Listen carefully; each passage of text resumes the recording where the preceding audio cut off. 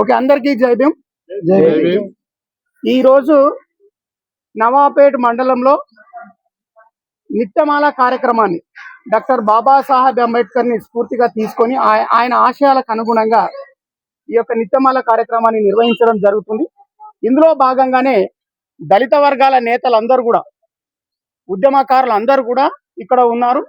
అదే విధంగా మంచి ఉన్నత విద్యను అభ్యసించినటువంటి మేధావులు కూడా ఇక్కడ ఉన్నారు. అదే విధంగా ఇప్పుడిప్పుడే చదువుకొని సమాజంలోకి అడుగు పెడుతున్నటువంటి చిన్నారులు కూడా మనతో పాటు ఉన్నారు. వీళ్ళందరికీ మార్గదర్శకంగా ఈ రోజు ఈ కార్యక్రమాన్ని నిర్వహించడం జరుగుతుంది.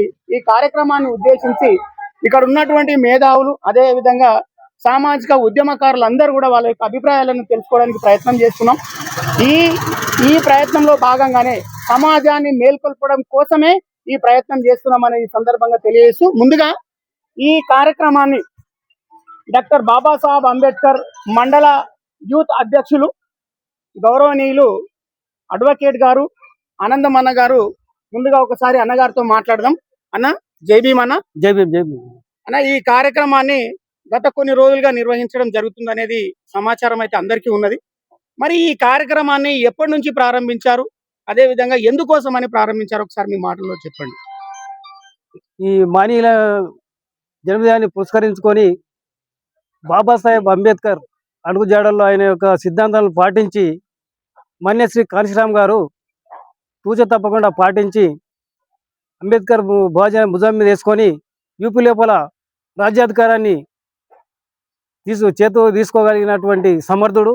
కాబట్టి ఆయన పుట్టినరోజు మార్చి 15 కాబట్టి ఆ రోజు నుండి ఏప్రిల్ 14 తారీఖు డాక్టర్ బాబాసాహెబ్ అంబేద్కర్ పుట్టినరోజు వరకు ఈ నిత్యమాల కార్యక్రమం జరుగుతుంది.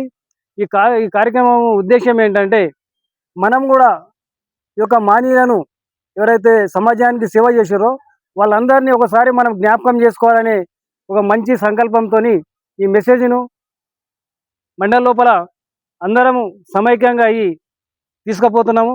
ఈ యొక్క కార్యక్రమాన్ని ప్రతి ఒక్కరు కూడా కొంత కాకుండా కొంతనే ఇంత ప్రతి ఒక్కరి లోపల మన కేవలము దళితులనే కాకుండా సమాజంలో ఉన్నటువంటి ప్రతి ఒక్కరు కూడా ఈ మెసేజ్ పోతుంది.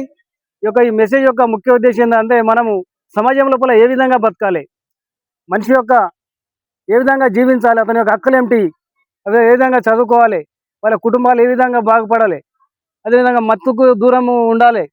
ఇవన్నీ ఒక కాన్సెప్ట్ తీసుకొని ఒక మార్పు తేవాలని చెప్పి ఉద్దేశంతో మండలం ఉన్నటువంటి టీం అంతా, ఈ మేధావర్గం అంతా ముందుకు పోతా ఉన్నాం. అందులోపల భాగంగానే ఈ కార్యక్రమాన్ని చేపట్టడం జరిగింది. ఇప్పటికీ దాదాపు 10 రోజులు అయినట్టుంది నిర్వహించడం అనేది. ఏప్రిల్ 1 నుంచి ప్రారంభించారు. 15 మార్చి 15 కాంచీరామ్ జయంతి నుంచి ప్రారంభించడం అనేది జరిగింది. అయితే ఈ కార్యక్రమంలో కేవలం మండల్ వరకే పరిమితం అని అనుకుంటున్నారా, ఇంకా మండలాలు, జిల్లాలు, రాష్ట్ర వ్యాప్తంగా కూడా చేయాలని ఏమైనా మీ సంకల్పం ఉందా? అదే విధంగా ఈ నిత్యమాల గురించి ఎటువంటి మెసేజ్ సమాజానికి ఇవ్వగలుగుతున్నారు?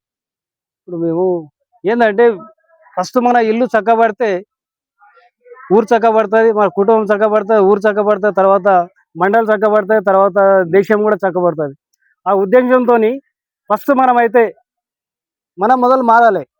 మనం మారితే ఏమైతే అంటే ఎదుటి వాళ్ళు మారుతారు అనే కాన్సెప్ట్తోని ఇప్పుడు ఈ అంబేద్కర్ సిద్ధాంతాలు అయితే ఏమున్నాయో 5, అయితే మద్యానికి దూరం ఉండాలి, మటన్ చికెన్ తినొద్దు, అబద్ధం ఆడొద్దు, వ్యభిచారం చేయొద్దు, ఇవన్నీ ఒక 5 పంచసూత్రాలను దృష్టిలో పెట్టుకొని వాటిని తూచ తప్పకుండా మనం పాటించాలి. కనీసం ఇన్ని రోజులైనా పాటిస్తే కొద్దిగా మార్పు వస్తుంది సమాజంలో ఉద్దేశంతో ఈ కార్యక్రమం చేపడుతున్నాం.